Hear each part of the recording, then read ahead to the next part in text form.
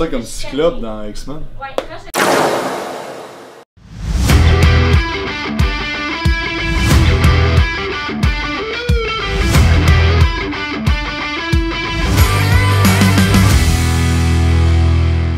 Alright, lundi matin, ce matin j'ai fait un entraînement haut du corps, j'ai une cliente que j'ai fait ce matin.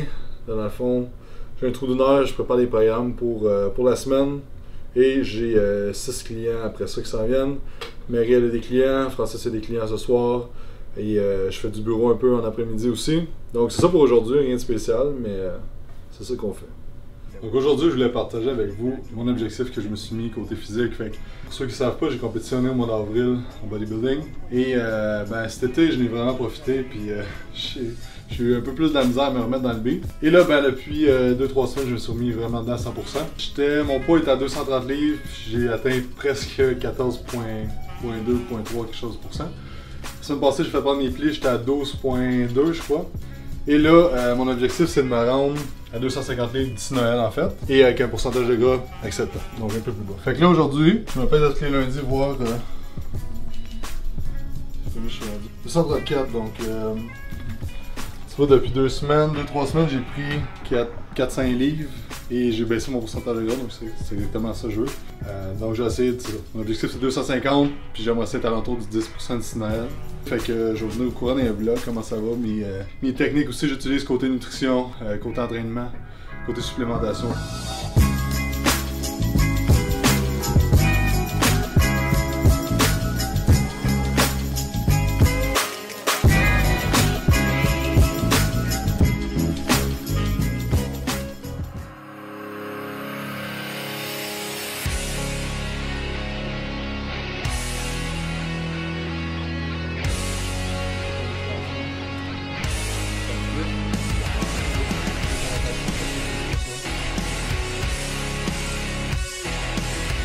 Moi, c'est Mike Chabot. Dans le fond, je viens voir Jacob parce qu'il y a une technique différente des autres coachs.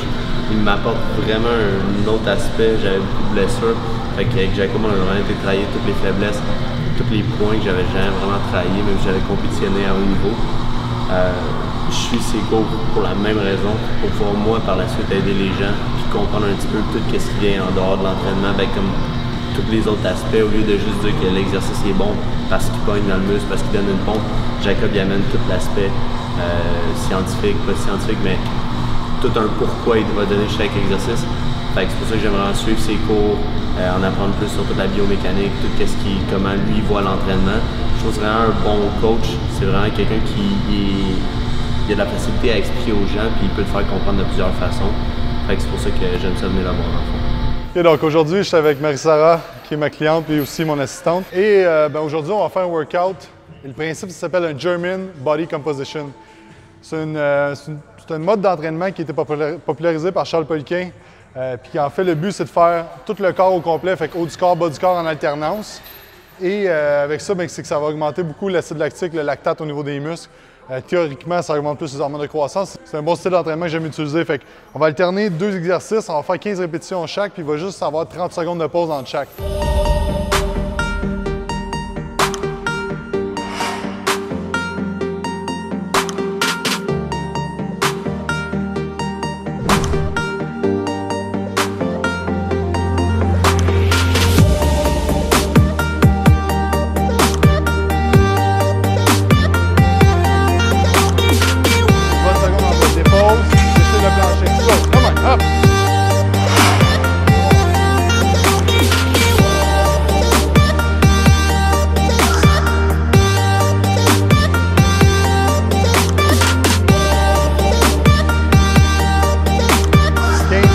Come on! 14.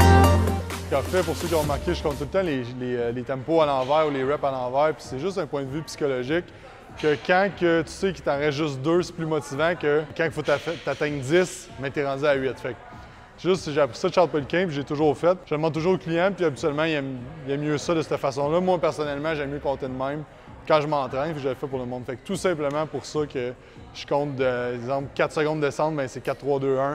Et si c'était 10 reps, c'est 10, 9, 8, 7, 6.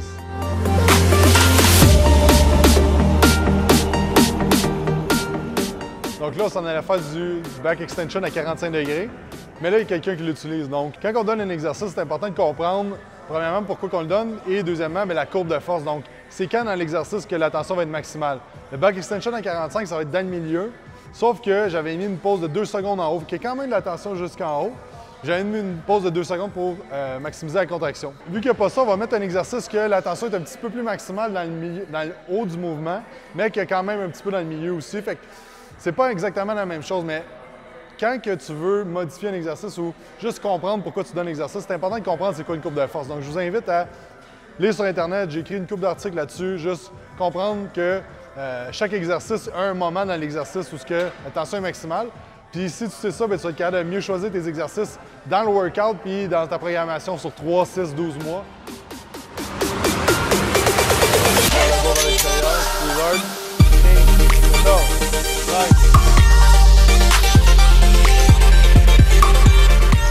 Donc, le low pulley pull through, c'est un excellent exercice pour travailler dans le top du mouvement au niveau des fessiers, fait en contraction maximale.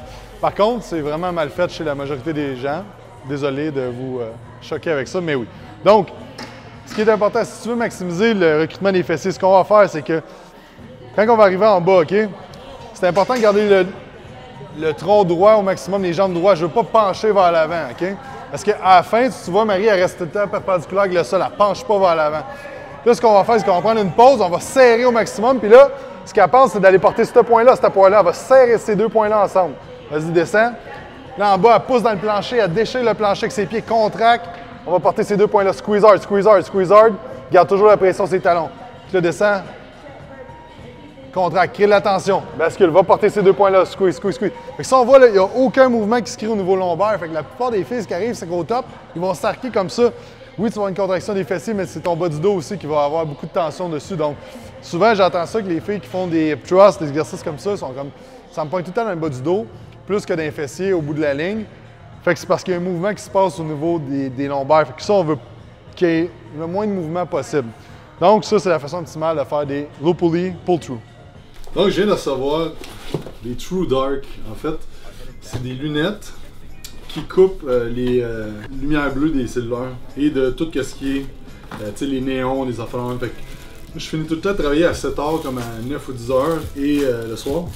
Et en fait, des fois j'arrive chez nous et j'ai de la misère à downer un peu de ma journée.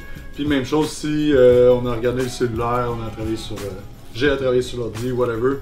De chez nous, j'écoute la télé, ça arrive. Hein? Fait que ça, c'est des lunettes qui vont bloquer ça. Elles sont vraiment pas super belles, mais ouais, c'est ça. Fait que c'est comme rouge. Et en fait, c'est ça. Fait que ceux qui veulent avoir plus d'informations, c'est True Dark. Et c'est Dave Asprey qui écrit un excellent livre qui s'appelle...